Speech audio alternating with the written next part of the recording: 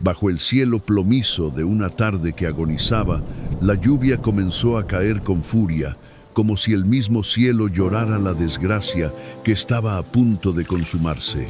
En el cementerio desierto del pueblo, donde el silencio solo era roto por el repiqueteo del agua contra la piedra, Lucía yacía arrodillada sobre el barro frío y pegajoso. Sus manos delgadas y temblorosas tanteaban el aire vacío, buscando desesperadamente tocar la lápida helada que acababan de colocar. No podía leer el nombre grabado en la piedra, sus ojos sin luz se lo impedían, pero su corazón sentía cada letra como una herida abierta. Antonio, el hombre que había sido sus ojos y su único refugio en este mundo oscuro, ahora descansaba bajo 3 metros de tierra húmeda. Sin embargo, el dolor inmenso de la pérdida no era el final de su tragedia. Mientras Lucía susurraba oraciones entrecortadas por el llanto, una mano tosca la sacudió con violencia, obligándola a ponerse de pie de un tirón despiadado. No era una mano amiga, era doña Bernarda, su suegra, una mujer cuyo corazón parecía haberse endurecido más que las lápidas que los rodeaban. Con una voz que cortaba más que el viento helado, la anciana gritó, ignorando el lugar sagrado donde se encontraban: «Ya basta. Suficiente teatro por hoy, Lucía. No creas que tus lágrimas de cocodrilo me van a conmover. Antonio ha muerto, y no voy a permitir que sigas viviendo a costillas de esta familia ni un segundo más. Una ciega inútil como tú solo es una carga que ya no pienso soportar. Firma este papel ahora mismo, cede la casa a mi nombre y al de Carlos, y lárgate de mi vista para siempre». Lucía, presa del pánico y la confusión, intentó buscar a tientas su bastón, aquel objeto que era su única conexión segura con el mundo físico. Pero doña Bernarda fue más rápida. Con un gesto lleno de desprecio, le arrebató el viejo bastón de madera blanca de las manos y lo lanzó con toda su fuerza hacia los matorrales de espinos, lejos, muy lejos del alcance de la joven viuda. El sonido del bastón golpeando contra una roca resonó seco y definitivo, como el crujido de la última esperanza rompiéndose. «¿Qué buscas? ¿Ese palo inútil?». La voz burlona y venenosa de Carlos, su cuñado, resonó a su lado, carente de cualquier empatía por la mujer que acababa de enterrar a su esposo. «No lo necesitas, porque a partir de ahora tendrás que acostumbrarte a arrastrarte por la calle como lo que eres. No nos mires así, aunque de todos modos no puedes ver nada. No nos culpes a nosotros, culpa a tu mala suerte, mujer gafe, que llevaste a mi hermano a la tumba con tus necesidades». Despojada de su apoyo, empujada al suelo fangoso, Lucía se encogió sobre sí misma, temblando de frío y de terror. No podía ver la mueca de satisfacción en los rostros de aquellos a quienes alguna vez llamó familia, pero podía sentir la maldad irradiando de ellos, más fría que la lluvia que empapaba su vestido negro. La dejaron allí, sola en el cementerio, abandonada a su suerte en la oscuridad total. Dicen que no hay nada más cruel que el corazón humano cuando se deja cegar por la codicia. Doña Bernarda y Carlos creyeron que habían ganado. Creyeron que al quitarle su bastón y su techo, Lucía se marchitaría y desaparecería en el olvido. Pero cometieron un error fatal. Olvidaron un detalle crucial. Antes de cerrar sus ojos para siempre, Antonio le había dejado a su amada esposa un regalo invaluable. Un regalo que no estaba en ninguna caja fuerte ni en ninguna cuenta bancaria, sino que estaba escondido, irónicamente, en la misma luz que él había perdido. Hay verdades que solo se pueden ver cuando se cierran los ojos del cuerpo y se abren los del alma. Y hay justicias divinas que, aunque tardan, llegan con la fuerza de un huracán para poner a cada uno en su lugar. La historia de cómo Lucía encontró la luz en medio de las tinieblas más profundas comienza justo aquí, en este momento de desesperación absoluta. Para entender la magnitud de la crueldad que Lucía estaba sufriendo bajo la lluvia en aquel cementerio, debemos retroceder en el tiempo. Debemos volver a los días en que, a pesar de la oscuridad eterna de sus ojos, su vida estaba llena de una luz que muchos videntes envidiarían, la luz del amor incondicional de Antonio. Lucía había nacido en la oscuridad. Su mundo no tenía formas definidas por la luz ni colores vibrantes. Su mundo se construía a través del tacto, del aroma y del sonido. Pero desde que Antonio entró en su vida, él se había convertido en sus ojos. Antonio no solo la amaba, él la pintaba el mundo cada día.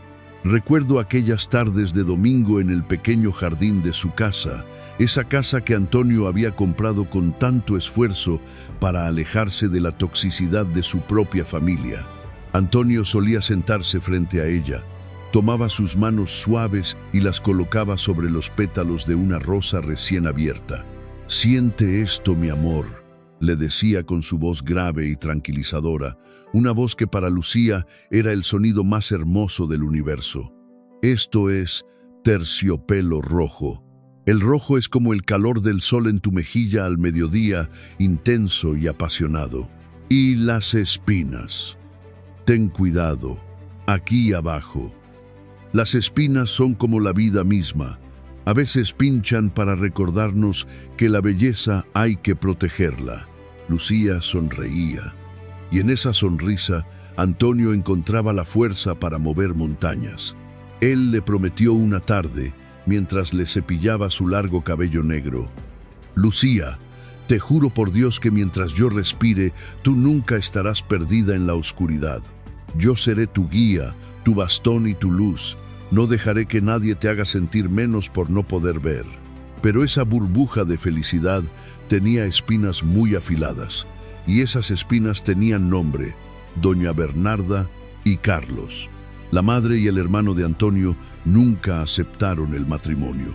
Para Bernarda, una mujer materialista y amargada, Lucía era mercancía defectuosa.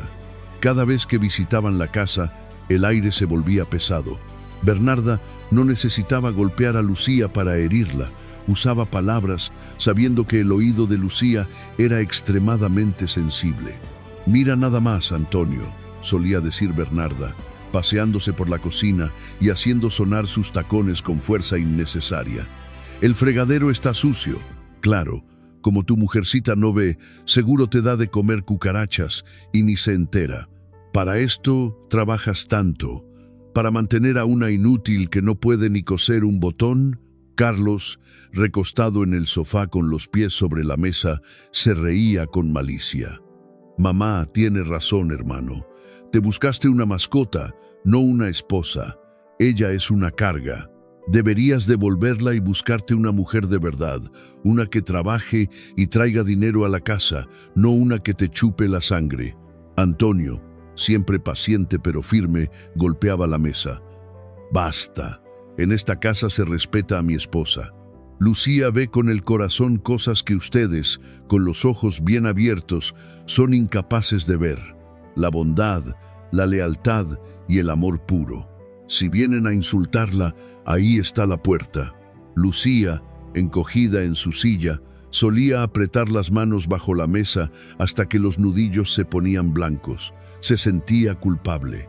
Culpable de ser ciega, culpable de cansar a Antonio, culpable de ser la causa de la discordia familiar. Pero cada noche Antonio la abrazaba y le susurraba: «No los escuches, ellos son los ciegos de alma. Tú eres mi reina». Nadie imaginaba que esa protección, ese muro firme que Antonio había construido alrededor de Lucía, estaba a punto de derrumbarse de la manera más trágica posible.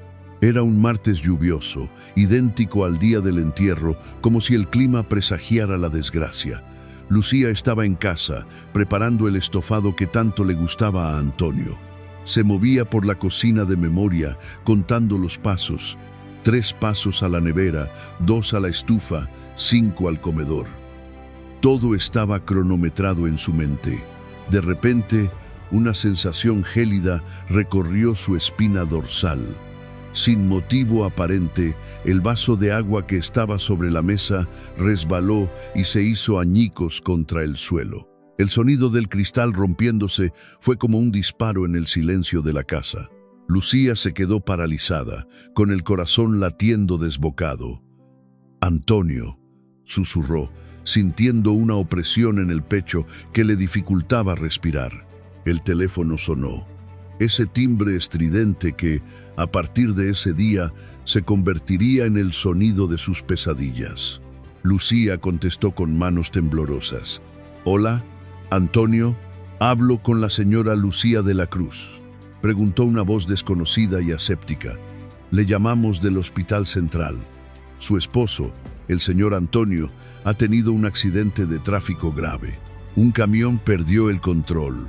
Señora, debe venir de inmediato». El mundo de Lucía se detuvo. El bastón, las llaves, el dinero para el taxi, todo se convirtió en un caos. No recordaba cómo salió de casa, cómo logró parar un taxi gritando ayuda en medio de la calle, ni cómo llegó al hospital. Solo recordaba el olor a antiséptico, a alcohol y a miedo que impregnaba los pasillos del hospital. Para una persona ciega, un hospital es un laberinto de terror. Lucía avanzaba tropezando, sus manos tocando paredes frías, escuchando gemidos, ruedas de camillas y voces urgentes. «Antonio, ¿dónde está mi marido?», gritaba, girando la cabeza de un lado a otro, sus ojos vacíos buscando una respuesta. «Tú, maldita seas tú». Antes de que pudiera encontrar a un médico, unas manos fuertes la empujaron contra la pared. Era el olor inconfundible del perfume barato y el tabaco de doña Bernarda. «Es tu culpa», chillaba la suegra, sacudiéndola con violencia. «Él estaba haciendo horas extra para pagarte tus caprichos, para pagar tus medicinas. Si no fuera por ti, él estaría en casa. Tú lo mataste. Déjame verlo. Por favor, mamá, déjame tocarlo», suplicaba Lucía, llorando sangre, intentando zafarse. «No lo tocarás. No mereces despedirte de él». Fue entonces cuando apareció el doctor Fernando. Fernando era el mejor amigo de Antonio desde la infancia y un brillante oftalmólogo. Su voz, habitualmente calmada, estaba quebrada por el dolor. «Bernarda, suéltela. Ella es su esposa», dijo Fernando con autoridad, apartando a la anciana. Tomó a Lucía del brazo con delicadeza. «Ven, Lucía, rápido, se nos va». Fernando la guió hasta la unidad de cuidados intensivos. El sonido de las máquinas marcando el ritmo cardíaco era débil, irregular. Bip, bip, bip, bip. «Antonio», sollozó Lucía, cayendo de rodillas junto a la cama. Buscó su mano. Estaba fría, pero aún había vida. «Estoy aquí, mi amor. Estoy aquí». Antonio, con las pocas fuerzas que le quedaban, apretó débilmente los dedos de ella. No podía hablar mucho, sus pulmones estaban colapsados, pero hizo un gesto a Fernando para que se acercara. El doctor inclinó el oído hacia los labios moribundos de su amigo. Antonio susurró algo. Fue un susurro apenas audible, un secreto final, una última voluntad dicha con el último aliento de vida. Fernando abrió los ojos con sorpresa y dolor, y luego asintió con lágrimas en los ojos. «Te lo prometo, hermano, lo haré», dijo el médico. Antonio volvió su rostro hacia donde sentía la presencia de Lucía. Una última lágrima rodó por su mejilla ensangrentada. Intentó decir «te amo», pero el sonido se ahogó. «Pi, pi». El sonido continuo del monitor cardíaco anunció el fin. La mano de Antonio se relajó entre las manos de Lucía. «No, Antonio, no me dejes. No me dejes en la oscuridad». El grito de Lucía desgarró el aire. Un lamento tan profundo que incluso las enfermeras endurecidas bajaron la cabeza. Pero en la puerta de la habitación, doña Bernarda no lloraba por su hijo. Miraba a Lucía con odio, y en su mente retorcida ya estaba calculando cuánto valía la casa y el seguro de vida. Antonio acababa de morir, pero la verdadera pesadilla para Lucía apenas estaba comenzando. Ella no sabía que, en ese último susurro al doctor Fernando, Antonio había puesto en marcha un plan milagroso que cambiaría su destino para siempre. El funeral de Antonio fue un borrón de lamentos y condolencias vacías para Lucía. Pero para doña Bernarda y Carlos fue simplemente un trámite molesto que debían superar antes de llegar a lo que realmente les importaba, la herencia. Apenas regresaron a la casa después del entierro, ni siquiera se cambiaron la ropa de luto. Lucía, agotada y con el alma hecha pedazos, se sentó en el sofá del salón, abrazando un suéter viejo de Antonio, buscando consuelo en su aroma a madera y tabaco. Pero la paz no duró ni 5 minutos. El sonido inconfundible de cajones abriéndose y cerrándose con violencia rompió el silencio. Se escuchaba el rasguño de papeles, el tintineo de llaves y pasos apresurados yendo de una habitación a otra. «Mamá, ¿qué están haciendo?», preguntó Lucía con voz débil, girando la cabeza hacia el ruido. «Estamos buscando los papeles del seguro y la escritura de la casa». «Inútil», respondió Carlos desde el despacho de Antonio, sin molestarse en disimular. «Mi hermano no era tonto. Seguro tenía dinero guardado». «Aquí está», exclamó Bernarda triunfante. Lucía escuchó el crujido de un documento siendo alisado sobre la mesa del comedor. «La escritura de la casa está solo a nombre de Antonio. Gracias a Dios no cometió la estupidez de ponerla a nombre de esta ciega». Bernarda se acercó a Lucía. Su tono de voz cambió repentinamente, volviéndose falsamente dulce, una dulzura empalagosa y venenosa que hizo que a Lucía se le erizara la piel. «Hija», dijo Bernarda, poniendo una pluma en la mano de Lucía, «sabemos que estás muy triste, pero hay trámites urgentes que resolver. El servicio funerario fue muy caro y Antonio dejó algunas deudas. Necesito que firmes este documento para autorizar el pago del ataúd y las flores. Solo es un trámite administrativo». Lucía sostuvo la pluma, dudando. Sus dedos temblaban. Antonio siempre le había dicho: «Nunca firmes nada que no puedas leer o que yo no haya leído por ti, Lucía. El mundo está lleno de lobos». «¿Qué dice el papel exactamente, doña Bernarda?», preguntó Lucía, retirando la mano. «No podemos esperar a que venga el doctor Fernando. Él dijo que me ayudaría con los trámites». La máscara de amabilidad de Bernarda se cayó al instante. «No necesitamos a ese médico entrometido. Somos tu familia. ¿Acaso desconfías de la madre de tu esposo? No es eso. Es solo que Antonio me dijo». «¡Antonio está muerto!», gritó Carlos, entrando en la sala y golpeando la mesa con el puño. «Y tú vas a firmar eso ahora mismo. Ese papel es una cesión de derechos.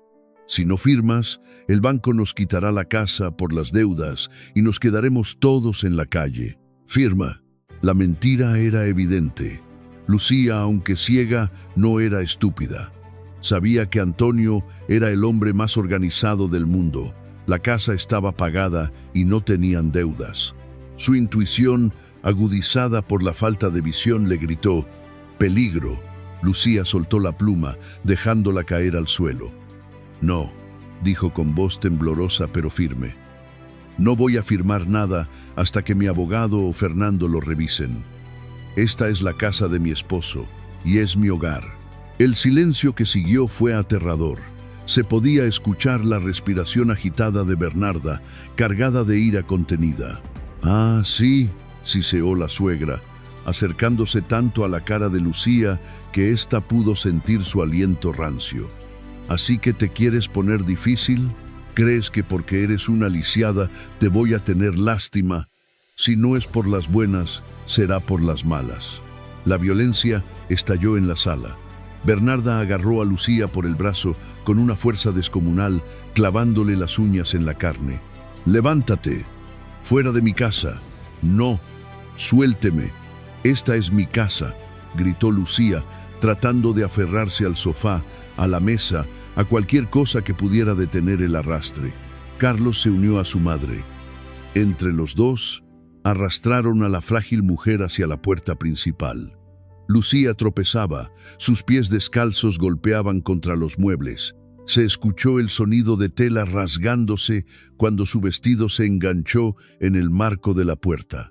«Carlos, agarra su ropa y tírala a la calle». ordenó Bernarda.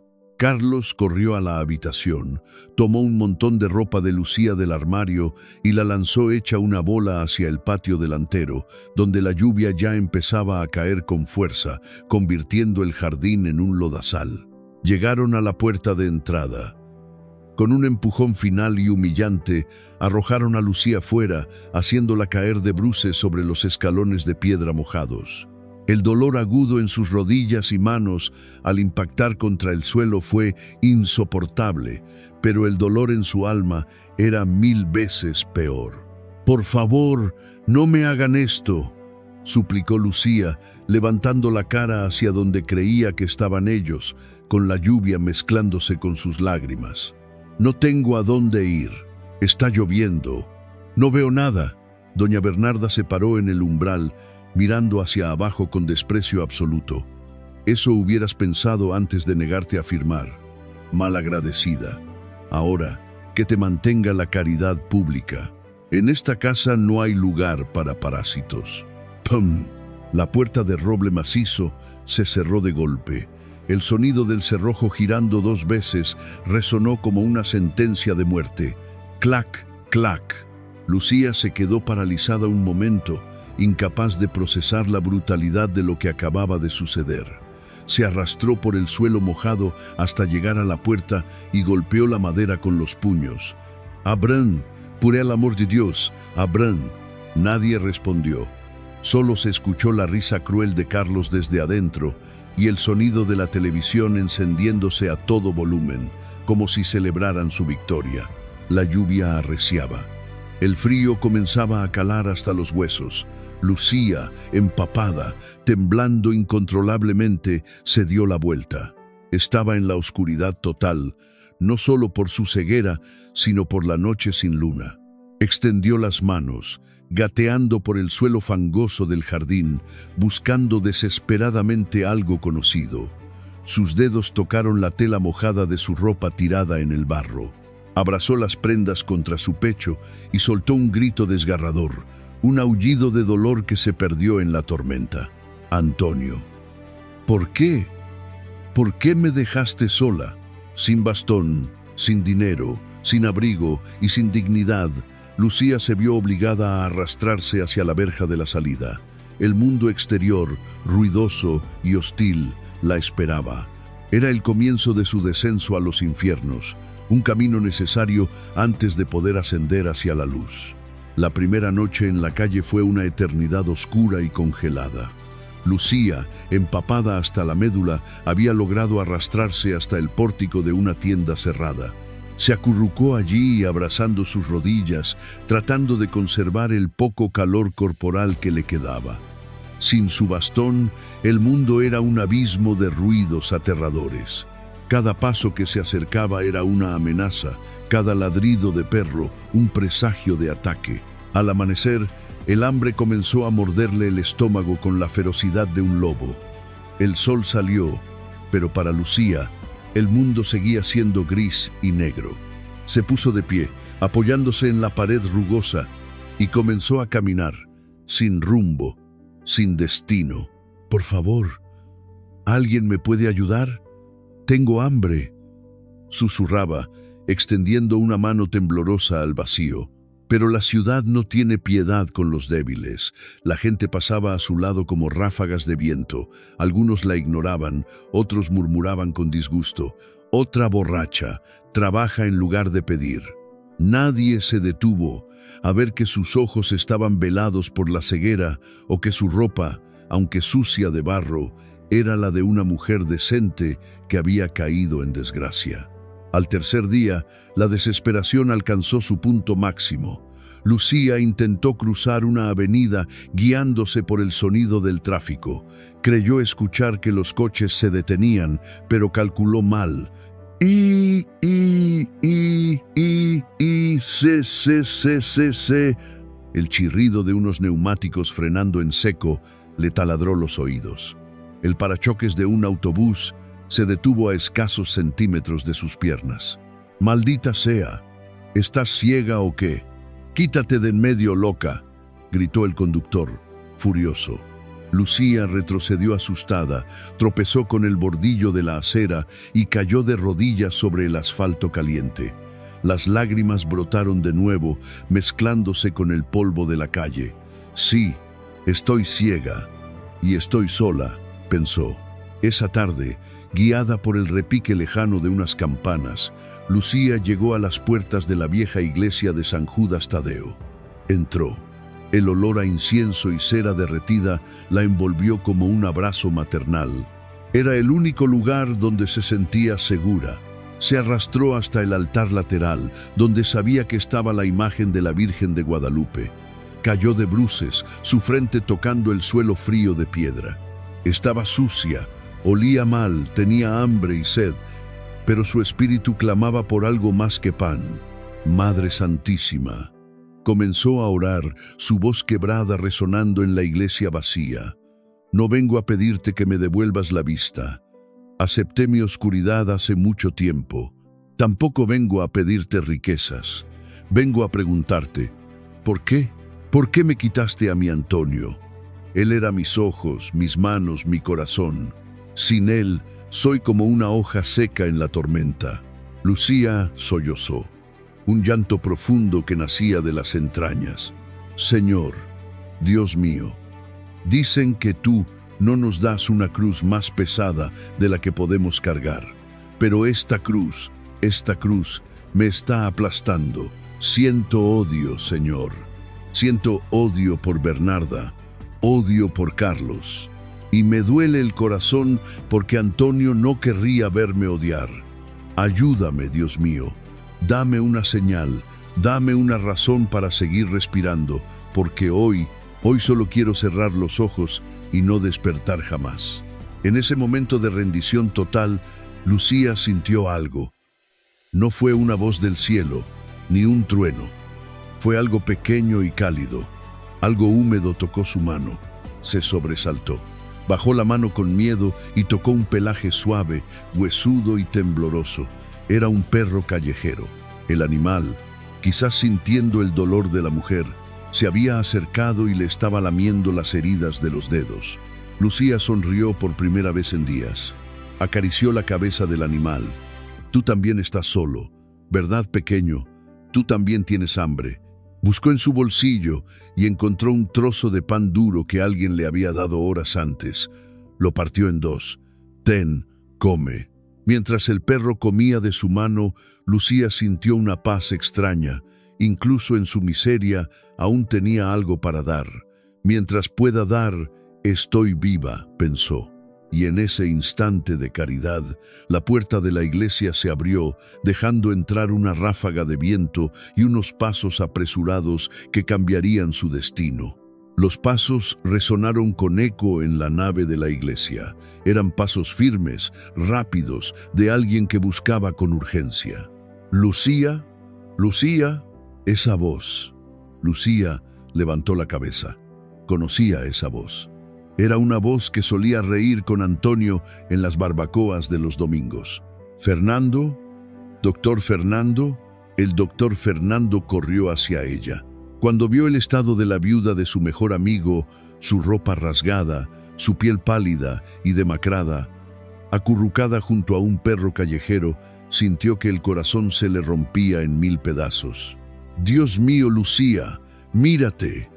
Fernando se arrodilló a su lado, sin importarle ensuciar su traje impecable. «Fui a tu casa, pero esa bruja, tu suegra, me dijo que te habías ido de viaje. Sabía que mentía.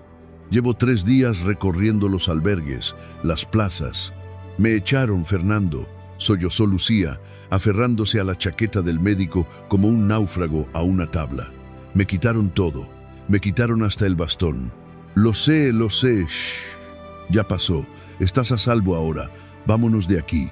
Fernando la ayudó a levantarse. Lucía estaba tan débil que apenas podía sostenerse. Él la cargó en brazos hasta su coche. El calor de la calefacción y el asiento de cuero suave le parecieron a Lucía el mayor lujo del mundo. La llevó a su clínica privada, un lugar tranquilo y moderno. Allí, las enfermeras la bañaron, curaron sus heridas y le dieron ropa limpia y comida caliente. Fernando no se apartó de su lado ni un momento. Cuando Lucía hubo recuperado un poco de color, Fernando se sentó frente a ella. El ambiente en la habitación cambió. Se volvió solemne, cargado de una electricidad invisible. «Lucía», comenzó Fernando, tomando sus manos, «tengo que decirte algo muy importante sobre Antonio». Al escuchar el nombre de su esposo, Lucía se tensó. «¿Qué pasa?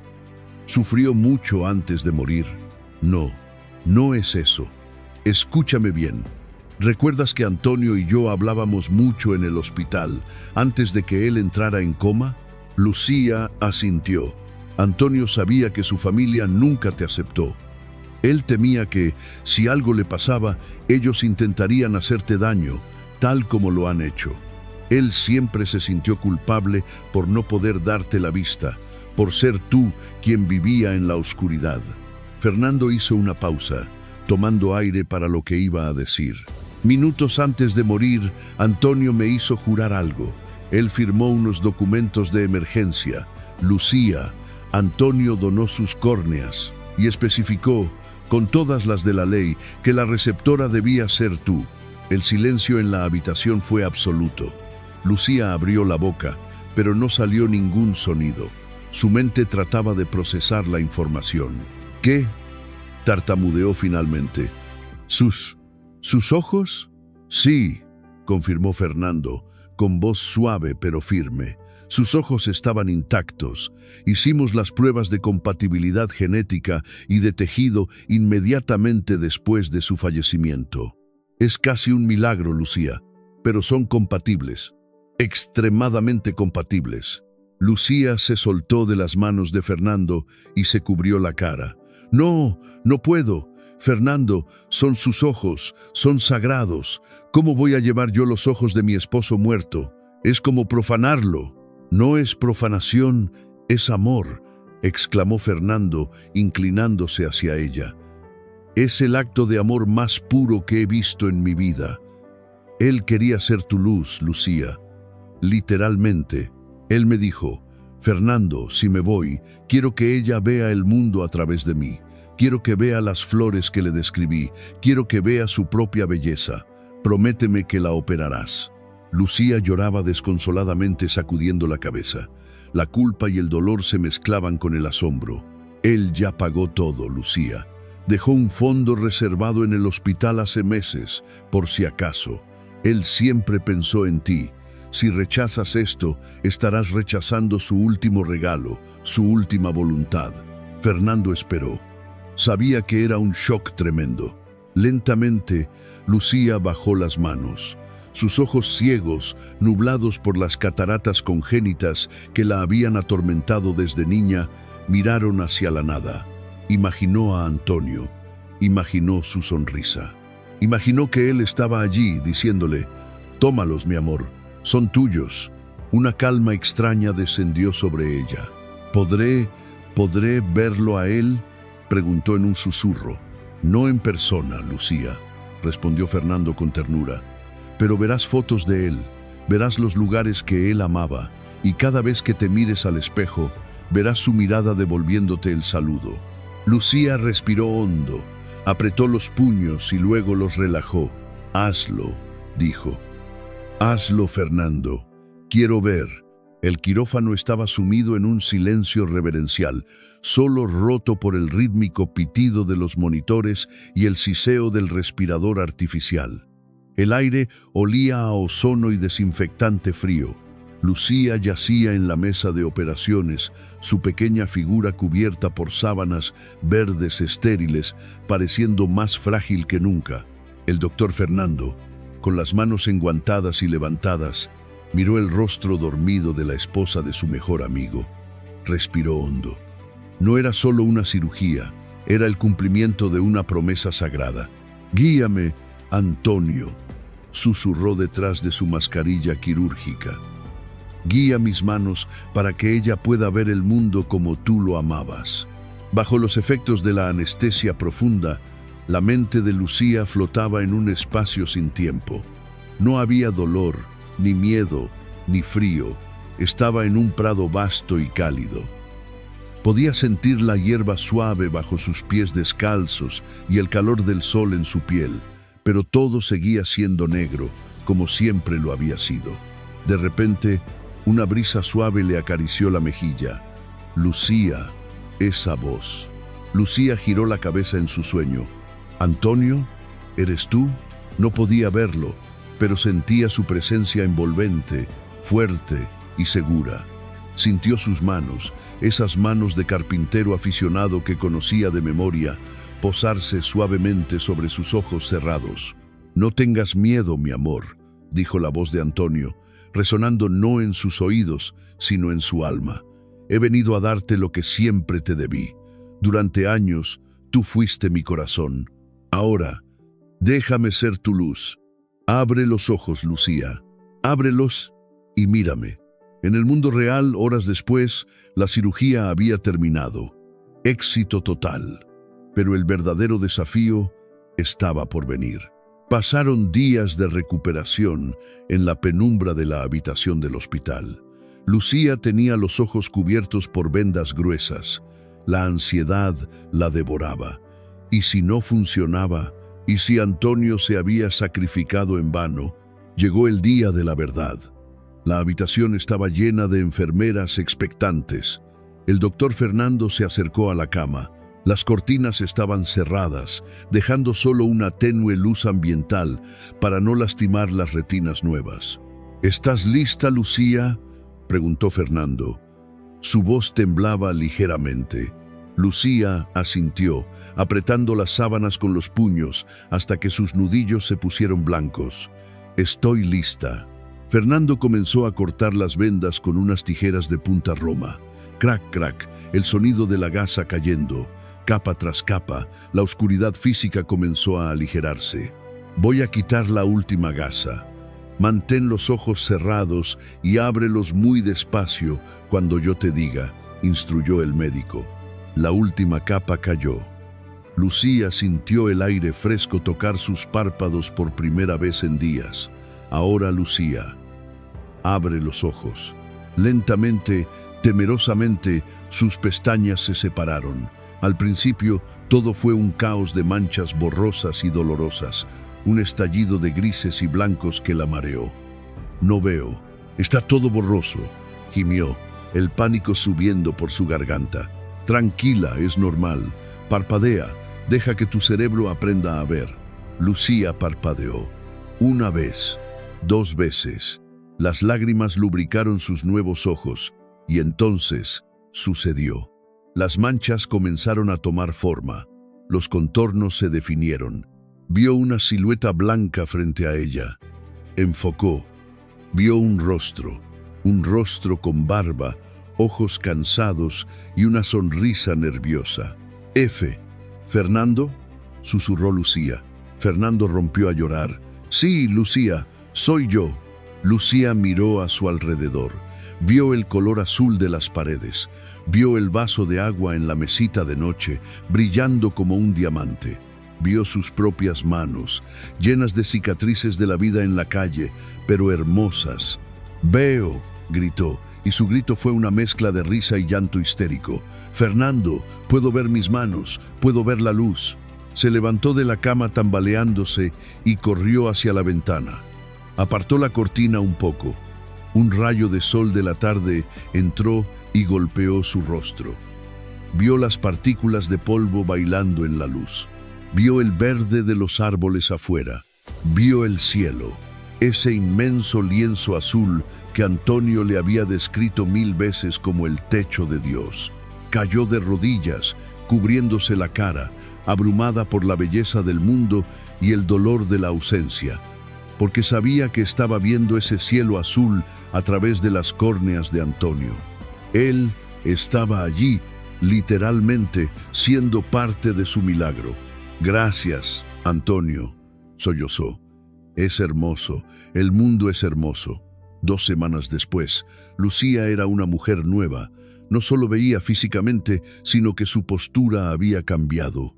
Ya no era la mujer encorvada y asustada que tanteaba las paredes. Caminaba erguida, con la seguridad de quien ha regresado de la muerte. Estaba sentada en el despacho privado de Fernando. Frente a ella, sobre el escritorio de caoba, había una caja metálica gris, abollada y cerrada con un candado de combinación. Antonio me entregó esto el día antes del accidente, explicó Fernando. Me dijo, si algo me pasa, asegúrate de que Lucía tenga esto cuando pueda ver, no antes. Nunca supe qué había dentro. Fernando le entregó un papelito con una serie de números. Es la fecha de vuestro aniversario. Lucía, con manos firmes, giró los discos del candado. ¡Clic! La caja se abrió.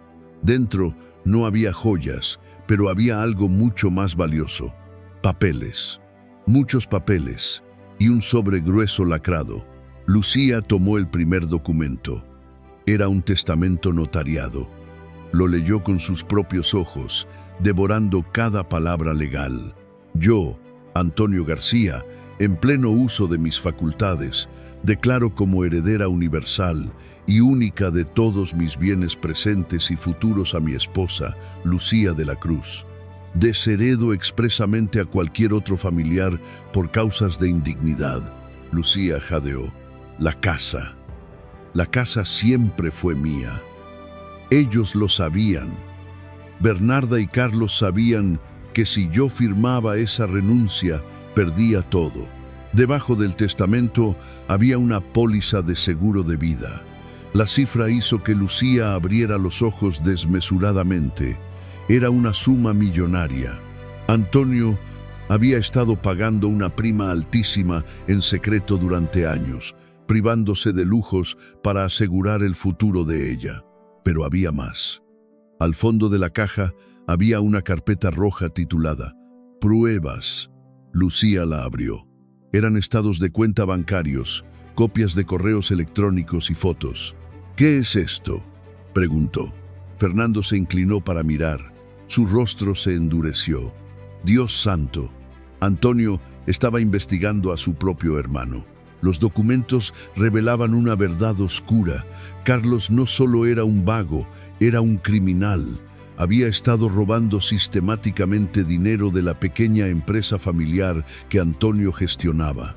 Había falsificado la firma de Antonio para pedir préstamos a usureros peligrosos y había apostado ese dinero en juegos de azar ilegales. Antonio había estado pagando las deudas de Carlos en silencio para proteger el honor de la familia y evitar que su madre sufriera, pero había guardado las pruebas por si Carlos intentaba algo estúpido. Antonio los protegía, murmuró Lucía, sintiendo una ola de ira caliente subir por su pecho. Él los protegía a pesar de todo, y ellos le pagaron echando a su viuda a la calle como a un perro. Finalmente, Lucía tomó el sobre lacrado. Decía, para mí, Lucía. Lo abrió con cuidado. La letra de Antonio, firme y redonda, llenó su campo visual. Mi amada Lucía, si estás leyendo esto, significa que ya no estoy a tu lado físicamente, pero también significa que el doctor Fernando cumplió su promesa y tú puedes ver estas letras. No llores por mí.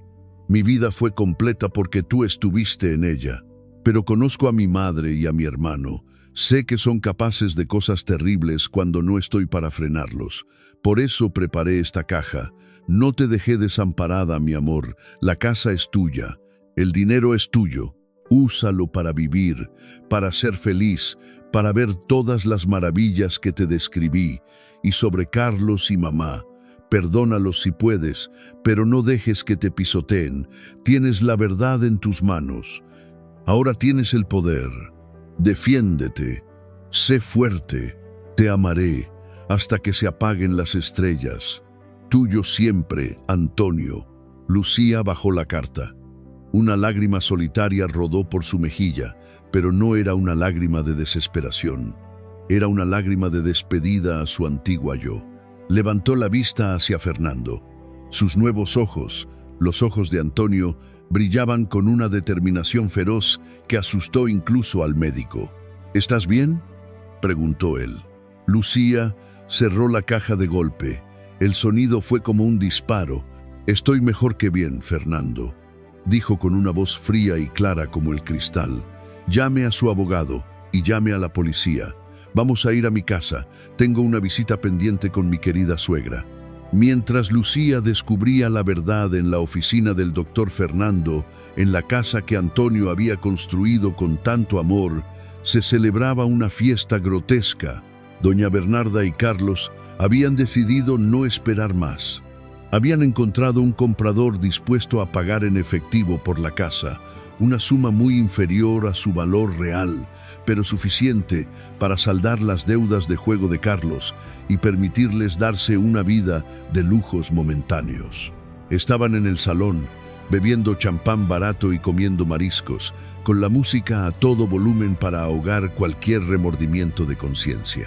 «Por el tonto de Antonio», brindó Carlos, riendo con la boca llena, con el rostro enrojecido por el alcohol. «Que en paz descanse y nos deje disfrutar de su dinero». «Y por la ciega», añadió Bernarda, chocando su copa con la de su hijo. «Espero que esté disfrutando de su nueva vida bajo algún puente. Nos libramos de una buena carga, hijo». De repente, el timbre de la puerta sonó, insistente. 1, 2, 3 veces. «¿Quién será ahora?» «Seguro es el comprador con el dinero», dijo Carlos, frotándose las manos con avaricia. «Voy a abrir». Carlos se tambaleó hasta la puerta y la abrió de golpe con una sonrisa estúpida, pero la sonrisa se congeló en sus labios al instante. Su copa de champán se resbaló de sus dedos y se estrelló contra el suelo, haciéndose añicos. Frente a él no estaba el comprador. Frente a él había 3 coches de policía con las luces girando en silencio, un coche negro lujoso y un grupo de personas de pie en el porche. En el centro del grupo estaba una mujer. Llevaba un vestido elegante de color azul marino, el cabello perfectamente peinado y unos zapatos de tacón que la hacían parecer más alta. Pero lo que heló la sangre de Carlos fueron sus ojos. Esos ojos grandes, profundos y oscuros que lo miraban fijamente. No miraban a la nada, como antes, lo miraban a él, con una precisión quirúrgica y una frialdad aterradora. «L. Lucía», tartamudeó Carlos, retrocediendo como si hubiera visto un fantasma. «¿Qué haces aquí? ¿Cómo?» Lucía no dijo nada. Simplemente dio un paso adelante, cruzando el umbral de su casa con la majestad de una reina que recupera su trono. Detrás de ella entraron el doctor Fernando, un abogado de aspecto severo con un maletín, y 2 oficiales de policía uniformados. Doña Bernarda salió de la cocina, limpiándose las manos en un trapo. «¿Quién es, Carlos? ¿Por qué rompiste la copa?» Se detuvo en seco al ver la escena. Al reconocer a Lucía, su primera reacción fue de furia, no de miedo. «¡Tú, maldita mendiga!», gritó Bernarda, avanzando amenazadoramente. «¿Cómo te atreves a volver aquí? Viniste a pedir limosna. Lárgate antes de que llame a la perrera». Lucía se mantuvo inmóvil. Por primera vez en su vida estaba viendo el rostro de su suegra. Antonio se la había descrito como una mujer de facciones duras, pero la realidad era peor. Era un rostro deformado por el odio, con arrugas marcadas por años de amargura y envidia. Era fea, no físicamente, sino espiritualmente repulsiva. «No, Bernarda», dijo Lucía. Su voz era tranquila, pero resonó con una autoridad que hizo vibrar las paredes. «No vine a pedir nada, vine a tomar lo que es mío». Bernarda se quedó paralizada. ¿Me estás mirando?», susurró, dándose cuenta de que los ojos de Lucía la seguían. «¿Puedes ver?». «Sí», respondió Lucía, y una leve sonrisa triste curvó sus labios. Puedo ver el desorden que han hecho en mi salón. Puedo ver las botellas de alcohol vacías. Y, sobre todo, puedo ver por fin quiénes son ustedes realmente. Son pequeños. Son patéticos». «Es imposible», gritó Carlos, recuperándose del shock. «Eras ciega de nacimiento. Es un truco». El abogado dio un paso al frente y abrió su maletín. «No es ningún truco, señor. Es un milagro médico y legal. Soy el abogado de la señora Lucía de la Cruz, viuda de García. Y tengo aquí una orden judicial de desalojo inmediato contra ustedes». La palabra desalojo cayó como una bomba en la habitación. ¿Desalojo?, chilló Bernarda, poniéndose roja de ira. Esta es la casa de mi hijo. Yo soy su madre. Esa mujer no es nadie. Se equivoca, señora, intervino el abogado, sacando el testamento que Lucía había encontrado en la caja. Según la última voluntad del señor Antonio, debidamente notariada, esta propiedad y todos sus activos pertenecen exclusivamente a su esposa. Además, el abogado hizo una pausa dramática y miró a los policías. Tenemos pruebas de que ustedes han estado intentando vender esta propiedad de manera fraudulenta, falsificando la firma de la legítima propietaria. Carlos intentó correr hacia la puerta trasera, pero uno de los policías lo interceptó y lo esposó contra la mesa del comedor. «¡Suélteme! No he hecho nada», gritó Carlos. «Ah, ¿no?», dijo el doctor Fernando, sacando la carpeta roja de la caja de hierro. «Carlos, tu hermano lo sabía todo. Sabía de los desfalcos, sabía de las deudas de juego y sabía de tus negocios con sustancias ilegales. Todo está aquí. Antonio te protegió mientras vivía, pero tú escupiste sobre su tumba al echar a su esposa». El policía revisó los bolsillos de Carlos y encontró varias bolsitas de polvo blanco. «Parece que también tenemos posesión de drogas con intención de venta. Te vas con nosotros, muchacho». Bernarda vio cómo se llevaban a su hijo adorado, su bebé esposado como un criminal. Su mundo se desmoronó. De repente, toda su arrogancia se esfumó. Se volvió hacia Lucía, ya no como la suegra terrible, sino como una anciana asustada y vencida. Se lanzó a los pies de Lucía, agarrándose al dobladillo de su vestido azul. «Lucía, hija mía», lloró Bernarda, con lágrimas que ahora sí eran reales, producto del miedo. «Por favor, ten piedad, no dejes que se lo lleven, no me eches a la calle. Soy una vieja. ¿A dónde voy a ir? Soy la madre de tu Antonio». Lucía miró hacia abajo. Vio a la mujer que le había quitado el bastón bajo la lluvia. Vio a la mujer que la había dejado dormir en el barro. Sintió una punzada de dolor, pero no era odio, era lástima. Lucía se soltó suavemente del agarre de Bernarda. Se agachó para quedar a su altura y la miró directamente a los ojos con los ojos de Antonio. «Bernarda», dijo suavemente, «Antonio te amaba. A pesar de todo tu veneno, él te amaba, y porque llevo sus ojos, no puedo odiarte. No voy a dejar que te pudras en la cárcel por fraude, aunque podría hacerlo». Los ojos de Bernarda se iluminaron con una chispa de esperanza manipuladora. «Oh, gracias, sabía que eras buena». «Pero», interrumpió Lucía con firmeza, levantándose, «no vas a vivir aquí. Esta casa está llena de amor, y tú la has llenado de oscuridad. Tienes una hora para recoger tus cosas personales y marcharte. Te daré una pequeña pensión mensual, suficiente para que alquiles una habitación modesta y comas, por respeto a la memoria de Antonio. Pero si vuelves a acercarte a mí o a esta casa, te juro por Dios que la ley caerá sobre ti con todo su peso». Bernarda se quedó boquiabierta. Entendió que no había vuelta atrás. La chica ciega y débil había muerto. Frente a ella había una mujer de acero. Una hora después, la casa estaba en silencio. Bernarda se había ido arrastrando una maleta vieja, sola y humillada, bajo la mirada de todos los vecinos que habían salido a ver el espectáculo.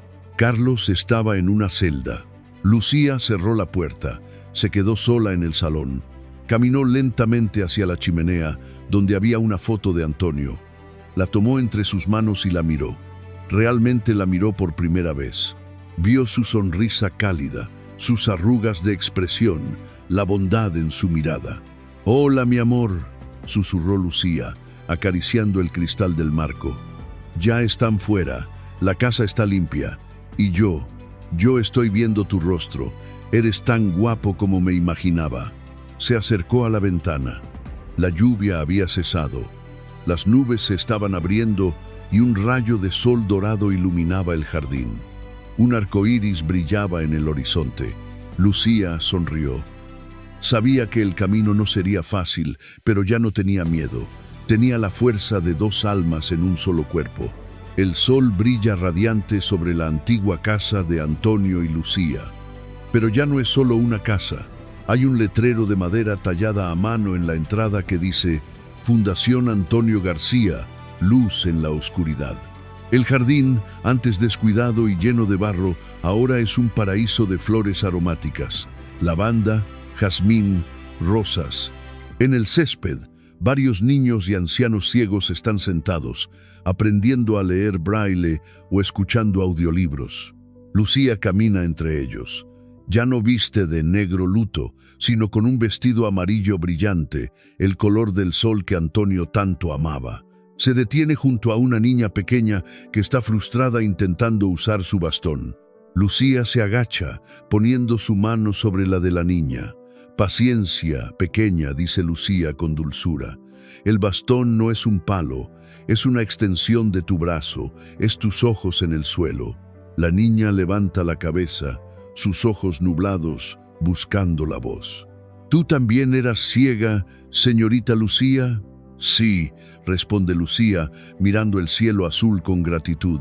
Lo fui durante mucho tiempo, y aunque ahora puedo ver con los ojos, nunca olvidé lo que es ver con el corazón. Eso es lo que te hace fuerte. El doctor Fernando aparece en el porche sonriendo. Ahora trabajan juntos en la fundación. Él le hace una seña. Lucía asiente y camina hacia él. Entran en la oficina, donde cuelga un gran retrato de Antonio presidiendo la sala. Lucía se detiene frente a él como hace todos los días. «Lo logramos, mi amor», susurra ella. «Tu casa ya no es un lugar de avaricia, es un refugio. Tu bondad sigue viva en cada persona que ayudamos aquí». Lucía se acerca a la ventana. A lo lejos, ve a una figura solitaria y encorvada caminando por la acera de enfrente, mirando hacia la casa con nostalgia y arrepentimiento. Es doña Bernarda. Ha envejecido 10 años en uno solo. Lleva ropa desgastada. Se detiene un momento. Mira la felicidad que irradia la casa que despreció. Se seca una lágrima y sigue su camino solitario. Lucía no siente rencor, solo una profunda paz. La justicia divina ya ha hecho su trabajo. No hace falta añadir más dolor. A veces, Dios nos permite perder la vista para que aprendamos a mirar lo que realmente importa. Mi esposo me dio sus ojos para que yo pudiera ver el mundo, pero su verdadero regalo no fueron las córneas, sino la lección que dejó en mi alma. El amor verdadero no muere, se transforma. Hay personas que tienen una vista perfecta, como mi suegra, pero viven en la oscuridad absoluta de la codicia y el egoísmo. Y hay personas que viven en la penumbra, pero iluminan el mundo con su bondad. No esperes a perder a alguien para valorarlo. No esperes a quedarte ciego para admirar un atardecer. No esperes a que la vida te golpee para agradecer lo que tienes. Hoy, miro el mundo con los ojos de un ángel. Y lo que veo es esperanza, porque al final la oscuridad nunca puede vencer a la luz. Solo basta una pequeña vela, un pequeño acto de amor, para disipar la noche más oscura. Si esta historia tocó tu corazón, si crees en el poder del amor más allá de la muerte, escribe amén en los comentarios. Comparte este video con alguien a quien amas. Sé la luz en la vida de alguien hoy. Dios los bendiga.